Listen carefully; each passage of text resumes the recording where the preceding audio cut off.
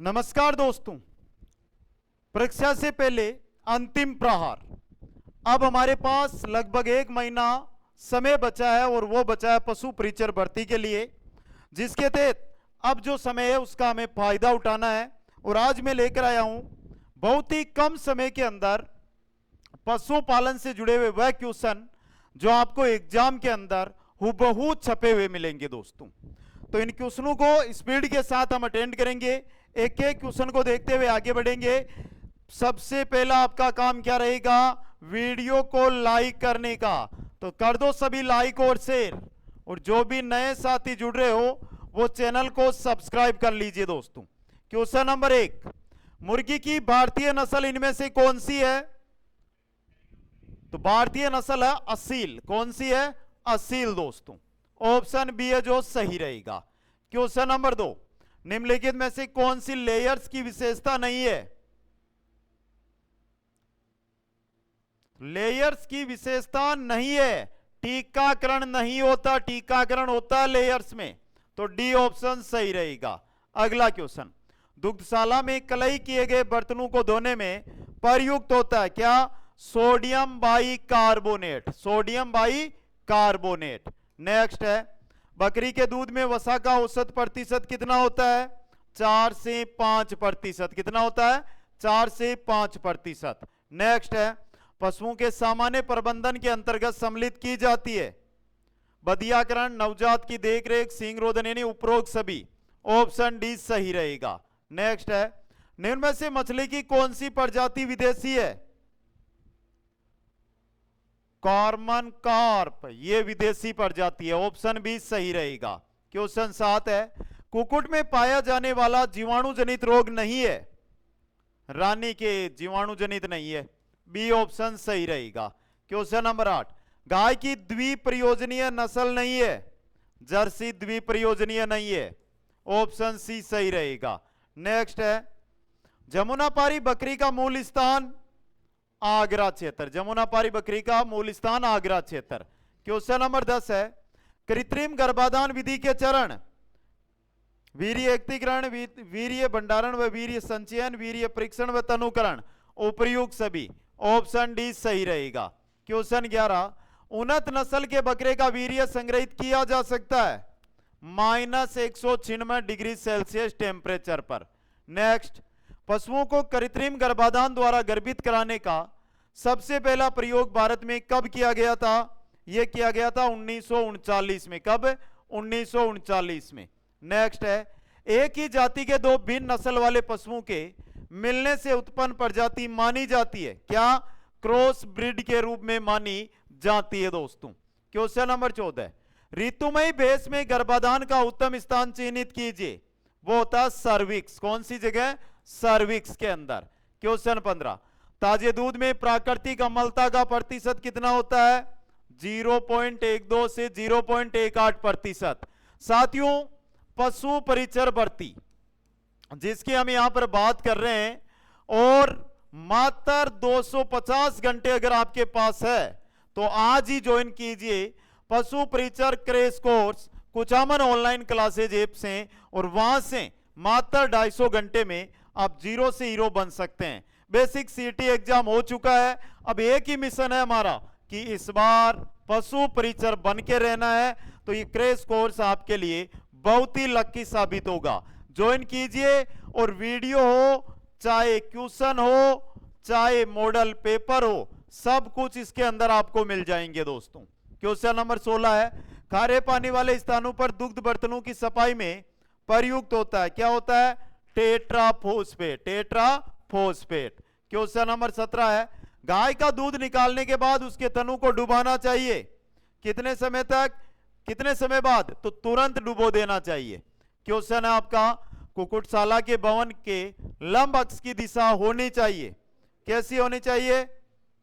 बताओ। लंब अक्ष पूर्व से पश्चिम होना चाहिए। पूर्व से पश्चिम। नेक्स्ट है, प्रबंधक का कार्य क्या होता है? योजना निर्माण, क्रियान्वयन, नियंत्रण व निर्णयन। उपरोक्त सभी। डी ऑप्शन सही रहेगा। पशु आवास की लंबाई किस दिशा में होनी चाहिए? पूर्व से पश्चिम दिशा के अंदर लंबाई होनी चाहिए। क्वेश्चन नंबर 21, मुर्गियों के आवास निर्माण प्रणाली, मुर्गियों के आवास निर्माण की प्रणाली विस्तृत पद्धति, अर्धसंगन पद्धति, सघन पद्धति, सभी है तो उपरोक्त सभी डी ऑप्शन आपका सही रहेगा। अगला क्वेश्चन है यानी फूल में नमी का प्रतिशत कितना होता है? 15 से 20% नमी इसके अंदर होती है। क्वेश्चन 23, भंडारी तेल में नमी की मात्रा होनी चाहिए, भंडारी तेल में 15% नमी होनी चाहिए। क्वेश्चन नंबर 24 है, एक होलिस्टन फ्रीजियन संकर नस्ल की गाय प्रतिदिन 15 लीटर दूध दे रही है, 15% डीसीपी वाले उत्पादन आहार की उसे कितनी आवश्यकता होगी? कितनी आवश्यकता होगी? 4.5 किलोग्राम की, 4.5 किलोग्राम की। फीड का एनएपी से बना होता है, फीड का एनएपी से बना होता है घुलनशील कार्बोहाइड्रेट से। किससे? घुलनशील कार्बोहाइड्रेट से। नेक्स्ट है, पशुओं को आंतरिक परजीवी मारने के लिए कृमिनाशक दवा पिलानी चाहिए कब? वर्ष में 2 बार, वर्ष में 2 बार।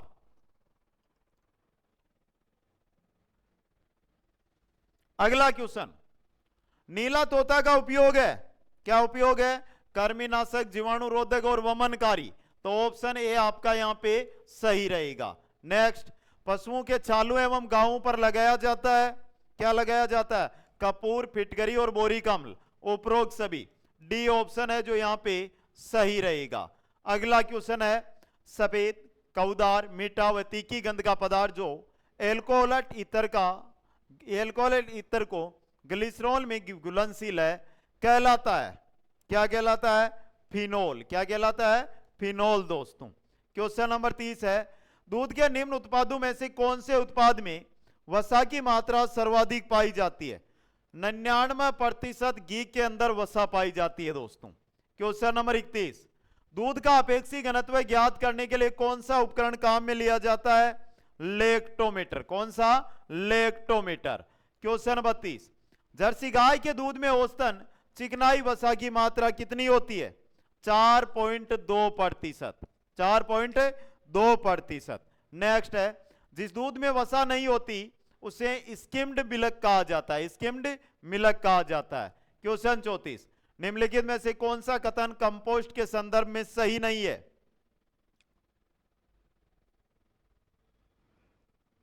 गड्ढों में अपशिष्ट पदार्थों के निम्नीकरण प्रक्रिया को केंचुआ धीमा नहीं तेज करता है, तो यह गलत दिया हुआ है, ऑप्शन डी सही रहेगा। नेक्स्ट, वह अवस्था जब पशुओं के मुंह में स्थायी दांत निकल आते हैं उसे बरा मुख कहते हैं, क्या कहते हैं? बरा मुख। नेक्स्ट है, वर्मी कंपोस्टिंग के बारे में निम्न में से कौन सा गलत है? बताओ भाई जो गलत है। कीड़े अपने शरीर के वजन का दुगुना खा जाते हैं, नहीं, ऑप्शन बी सही रहेगा। नेक्स्ट, चिकटी तोते, चिकटी तोते हैं मोलर और प्रीमोलर, मोलर्स और प्रीमोलर्स, ऑप्शन ए सही रहेगा। क्वेश्चन 38 है, प्लास्टिक का उत्पादन से किया जाता है? गैस से, कोयले से, कच्चे तेल से, उपरोक्त सभी, डी ऑप्शन सही रहेगा। क्वेश्चन 39 है, महाशिवरात्रि पशु मेला किस नस्ल के लिए प्रसिद्ध है? अब पशु मेले तो सर सिलेबस में नहीं है, ये क्वेश्चन आप कहां से लेकर आए? तो साथियों नस्ल नाम की भी कोई चीज है और नस्लें हमने पूरी पढ़नी है, और नस्लों से रिलेटेड क्वेश्चन है जो मेलों से रिलेटेड बन सकता है। महाशिवरात्रि पशु मेला है, यह आपके हरियाणवी नस्ल के लिए इंपॉर्टेंट, बी ऑप्शन सबसे इंपॉर्टेंट चीज है। हरियाणवी जो महाशिवरात्रि पशु मेला हरियाणवी नस्ल के लिए इंपॉर्टेंट है, और यह कहां पर बढ़ता है दोस्तों? तो पहला आपके लिए कमेंट छोड़कर जा रहा हूं मैं, यहां पे आपको बताना है कि महाशिवरात्रि पशु मेला कहां लगता है। क्वेश्चन नंबर 40 है, वीर योद्धा रावल मल्लीनाथ की स्मृति में आयोजित मल्लीनाथ पशु मेला का आयोजन कहां होता है? देखो ये क्वेश्चन जीके के लिए भी बनता है तो पशुपालन के लिए भी बनता है, और दोनों में कहीं ना कहीं ये क्वेश्चन आपको मिल सकता है, और ये आपका मेला तिलवाड़ा बालोतरा के अंदर बढ़ता है दोस्तों। अगला क्वेश्चन है, नवीनतम पशु गणना के अनुसार राजस्थान में देश के कुल पशुधन का कितना प्रतिशत है? कितना? 10.6%, ऑप्शन सी सही रहेगा। क्वेश्चन 42, मल्लीनाथ पशु मेला किस स्थान पर लगता है? तो यह लगता है तिलवाड़ा में, कहां पर? तिलवाड़ा के अंदर। क्वेश्चन 43, गोमती सागर पशु मेला किस जिले में आयोजित होता है? गोमती सागर पशु मेला लगता है जालरा पाटन में। कहां पर? जालरा पाटन में। राष्ट्रीय डेयरी अनुसंधान संस्थान करनाल के द्वारा तैयार की गई संकर गायों की नस्ल कौन सी है? करनप्रीत, करन स्विस, ए व सी? डी ऑप्शन आपका सही रहेगा। नेक्स्ट, दूध के विपणन में सरकार की भागीदारी का क्या औचित्य नहीं है? पहला, खपत कम करना, खपत बढ़ाना है, तो पहला ही औचित्य नहीं है। ऑप्शन ए है जो आपका यहां पे सही रहने वाला है और काफी इंपॉर्टेंट क्वेश्चन। आगे चलिए, क्वेश्चन नंबर 46 में, राज्य मंत्रिमंडल ने पशुधन विकास नीति की घोषणा कब की थी? 17 फरवरी 2010 को। ऑप्शन ए सही रहेगा। क्वेश्चन 47, राष्ट्रीय ऊंट अनुसंधान केंद्र स्थित है कहां पर? जोड़बीड़ बीकानेर के अंदर, जोड़बीड़ बीकानेर में। क्वेश्चन 48, ऑपरेशन फ्लड का संबंध है किससे? श्वेत क्रांति से। ऑपरेशन फ्लड का संबंध श्वेत क्रांति से। नेक्स्ट, जयपुर शहर में दुग्ध वितरण हेतु सरकार द्वारा सर्वप्रथम योजना किस वर्ष प्रारंभ की गई थी? कब प्रारंभ की गई थी? 1957 के अंदर। क्वेश्चन नंबर 50, राजस्थान की प्रमुख दूध डेयरी पद्मा डेयरी कहां स्थित है? पद्मा डेयरी है ये अजमेर में है और राजस्थान की प्रथम डेयरी है दोस्तों ये। क्वेश्चन नंबर 51 है, अब देखो ये पद्मा डेयरी वाला क्वेश्चन सीटी में आया है अब की बार, सिटी के अंदर राजस्थान की पहली डेयरी और कहां स्थित है, इस प्रकार से। नेक्स्ट, गाय भैंस का औसत तापक्रम क्या होता है? गाय भैंस का औसत तापक्रम 101 डिग्री फ़ारेनहाइट होता है। नेक्स्ट है, मादा पशु को गर्भित कराने का उपयुक्त समय मध्य में आने के कितने समय के भीतर होना चाहिए? मध्य में आने के 12 से 18 घंटे के भीतर होना चाहिए। क्वेश्चन 53 है, निम्न में से किसे मशीन मिल्किंग का हृदय कहा जाता है? मशीन मिल्किंग का हृदय किसे कहा जाता है दोस्तों? पुलस्टोर को कहा जाता है, पुलस्टोर। डी ऑप्शन सही रहेगा। क्वेश्चन 54 है, निम्नलिखित में से कौन सा दूध में संक्रमण का स्रोत नहीं है? कौन सा नहीं है? कचरा, दूध देने वाला गाय, धोखा। डी सी ऑप्शन सही रहेगा। अगला क्वेश्चन, फिड़किया रोग से संबंधित सही तथ्य बताना है। यह रोग अधिकतर वर्षा ऋतु में होता है। यह रोग अधिक प्रोटीन युक्त हरा चारा खा लेने से भी तीव्रता से बढ़ता है। यह रोग क्लोस्ट्रीडियम परफिंजेस नामक जीवाणु के विष के कारण फैलता है। तीनों सही है, उपरोक्त सभी। डी ऑप्शन सही रहेगा। अगला क्वेश्चन है, सींग रहित बकरी की नस्ल टोटनबर्ग कौन सी है? टोटनबर्ग। क्वेश्चन 57, मुर्गी को लेगोर्न नस्ल प्रसिद्ध है। मुर्गी की लेगोर्न नस्ल किसके लिए? अंडा उत्पादन के लिए प्रसिद्ध है। क्वेश्चन 58 है, भेड़ की जिस नस्ल को राजस्थान की मेरिनो कहते हैं से प्रतिवर्ष कितनी ऊन प्राप्त होती है? राजस्थान की मेरिनो चोकला और उससे ऊन प्राप्त होती है 1.5 से 2.5 किलोग्राम प्रति वर्ष। क्वेश्चन 59 है, केंद्र सरकार द्वारा घोषित राष्ट्रीय गोकुल मिशन का उद्देश्य है? राष्ट्रीय गोकुल मिशन गायों की देसी नस्ल की रक्षा करना मुख्य उद्देश्य है गोकुल मिशन का। क्वेश्चन नंबर 60 है, मादा पशु का गर्भधारण का उत्तम समय कितना होता है? मध्यकाल यानी 12 से 18 घंटे। क्वेश्चन 61, गाय में कामोत्तेजना शुरुआत के कितनी देर बाद अंडो उत्सर्ग होता है? कामोत्तेजना शुरू हो गई है ना, उसके कितनी देर बाद? 12 घंटे बाद। तो सी ऑप्शन सही रहेगा।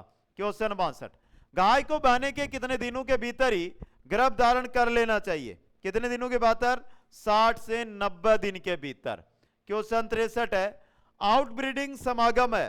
आउटब्रीडिंग समागम एक ही नस्ल के दो असंबंधी पशु का जो समागम होता है उसे आउटब्रीडिंग समागम कहते हैं।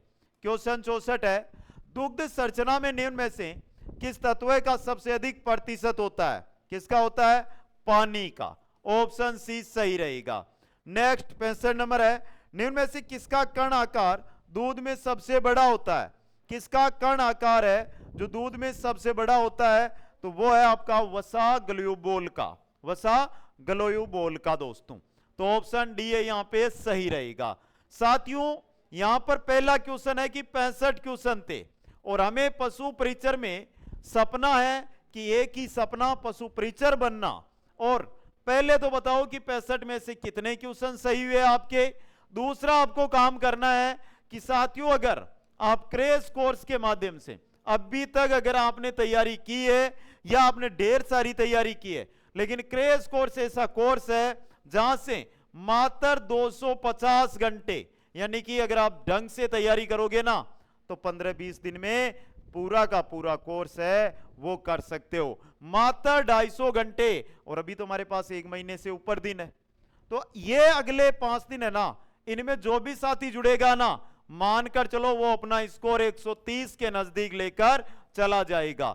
वही मैटर, क्योंकि आपको पता आरएसएसबी सीटी 10+2 का जो पेपर का स्तर बना रहा है ना, उसी के स्तर के अनुसार आपको इस कोर्स के अंदर कंप्लीट तैयारी है वो करवाई जाएगी। दोस्तों आशा करूंगा कि सभी साथी कुचामन ऑनलाइन क्लासेस जो हमारा ऐप है वहां से क्रैश कोर्स ज्वाइन करेंगे, और इन जो क्वेश्चन है इनकी पीडीएफ के लिए कुचामन ऑनलाइन क्लासेस जो हमारा टेलीग्राम है वो जरूर ज्वाइन करेंगे, लिंक जिसका डिस्क्रिप्शन में दिया हुआ है। सभी साथियों को बहुत बहुत धन्यवाद। मिलूंगा नेक्स्ट सेशन के अंदर, और 25 अक्टूबर सुबह 11 बजे पशुपालन का सुपड़ा साहब यानी टॉप इंपोर्टेंट 555 क्वेश्चनों की सीरीज लाइव रहेगी, तो उसका भी हिस्सा जरूर बने।